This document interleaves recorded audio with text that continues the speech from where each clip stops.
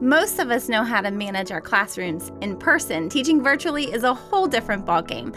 In this video, I'm going to show you some common situations that occur and ways that you can take control of your classroom.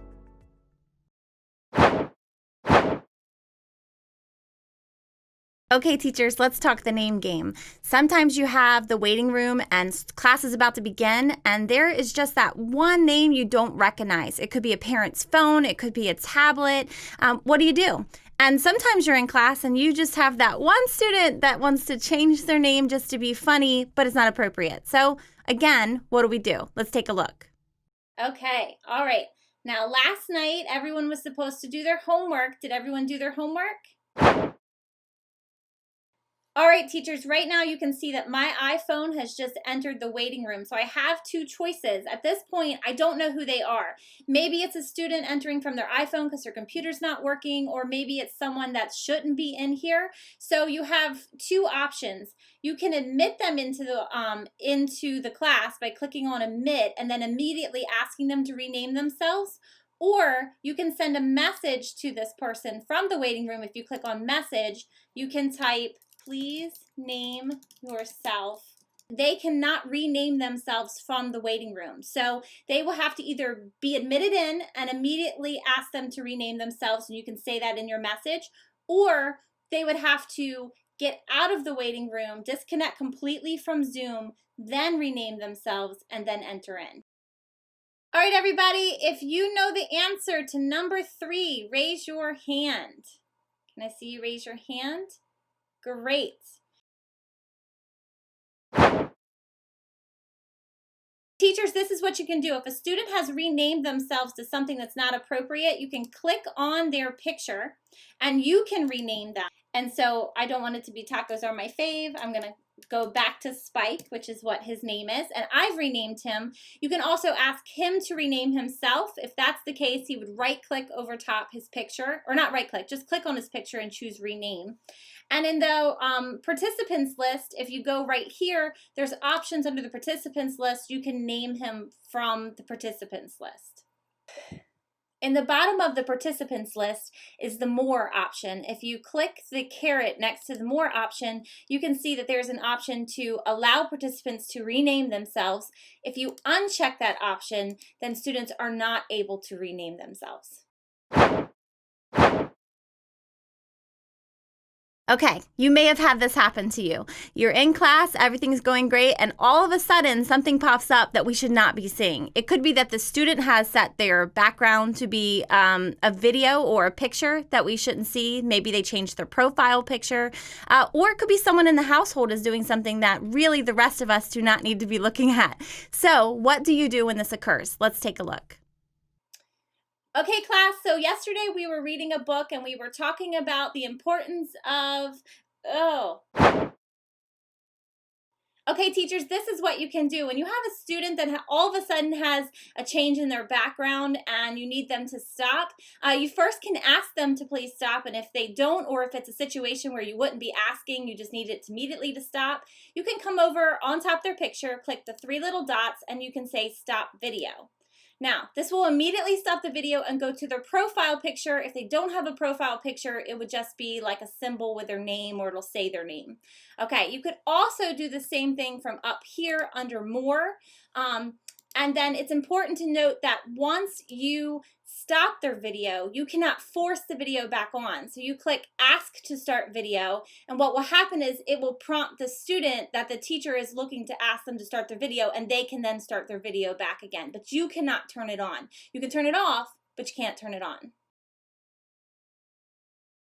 Okay, class, we were talking about books yesterday, and we read a book based on emotions. All right, teachers, right away, Spike has changed his picture to be something that's inappropriate. This is his profile picture. It's not the background, it's a profile picture.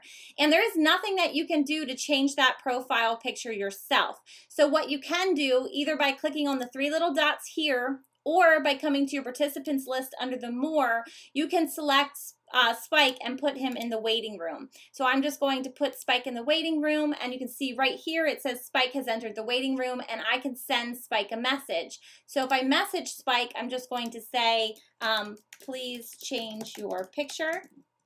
And I can send that to him, and he can see that, but he cannot message me back. So he's not able to message me from the waiting room, but he can see the message I sent to him. So if I feel like enough time's gone by, I can click omit, and I can see he is not ready to join us. He has not changed his picture. So I have two options. I could send him to the waiting room again, or if I wanted to, I could click remove, and remove would say, do you want to remove Spike? And once he's removed, he'll not be able to rejoin the meeting. Did that just happen? Yeah, it probably did. So maybe you've had this situation happen to you before. Class is going along and you might have background noise, and it could be a TV. It could be a parent on a phone. It could be that you just have a student that's really vocal, which is great, and then sometimes not so great. So how do we change that? Sometimes you run into a situation where you just need to mute the microphone on one particular student. Let's take a look.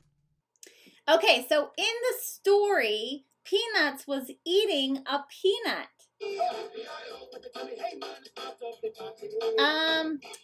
Spike, is that coming from you? I'm going to need you to mute your microphone.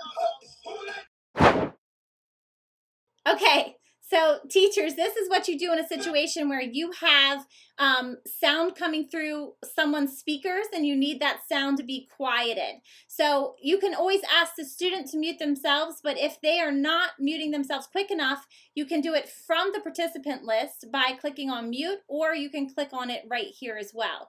And this will go ahead and mute it. It's important to note that you cannot unmute the microphone. They are the only ones that are allowed to unmute it, but you can mute it very quickly if you do need that quiet. The chat is a great feature in Zoom. It allows your students who are a little more camera shy to be able to communicate with you.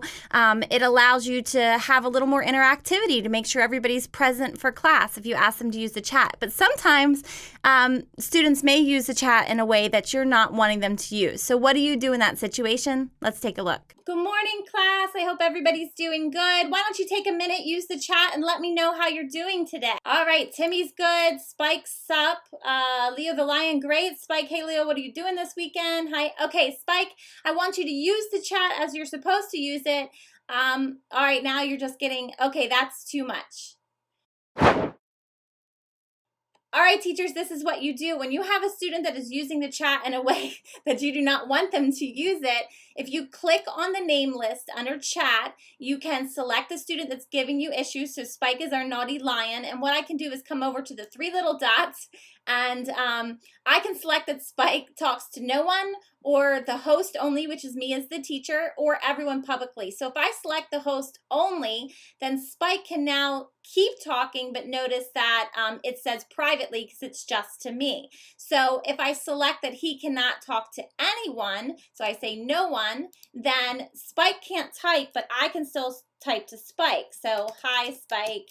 He will see that because it's sent to him privately, but he cannot respond back to me. So those are your options there for the chat.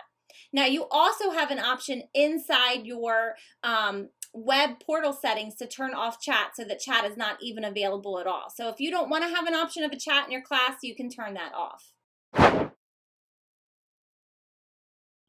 Okay, teachers, that's it. Hopefully this video has given you some tools and tips, maybe given you some confidence, things that you can use inside your virtual classroom to make it the best experience possible for your students and for yourself. Remember, always follow progressive discipline. Check with your school about our county policy and to see exactly what that looks like in our virtual classrooms.